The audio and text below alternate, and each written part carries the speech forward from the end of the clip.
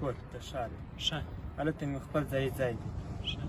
ما دا ته مستري ته مال ما ته موټر مستاجر راونیسه در به در د سهار د ماښام د نن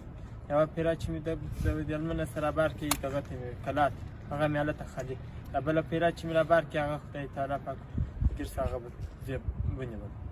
بوبیتې په سرا بیا موټر راسه ننیستې برته بیا یو ساعت 2 ساعته بعد راویستې وخت دا موټر دې بوس ولاکه مې یوه دانه وراچول دي ولاکه په خبر یم ولاکه مې معلومات سره شته دا موټر له هلمند سره روان سوی و او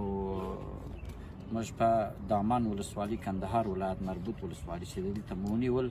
او دوی قصد درلودی چې دغه مهمات د دې وطن هغه سرمایه چې موږ بولو د پاکستان ته انتقالول او موږ الحمدلله د 20 مجاهدینو په استخباراتي معلوماتو سره دغه موټر مو وګرځوو تقریبا 80,000 دانې مرمۍ دي یو 3-4 دانې کرمولي دي د درازنوب دوربین دي او درازنوب پکښې دي دغه شیان موږ په دې پوره آمادګي مو نیولې ده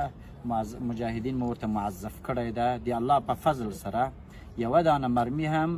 بل هیواد ته اجازه نه ورکوو چې څوک یوسي او که چیرې موږ خبر سو یا استخباراتي راپور موږ ته ورسېږي انشاءالله فورا اقدام کوو او جانب مقابل به ونیسو انشاءالله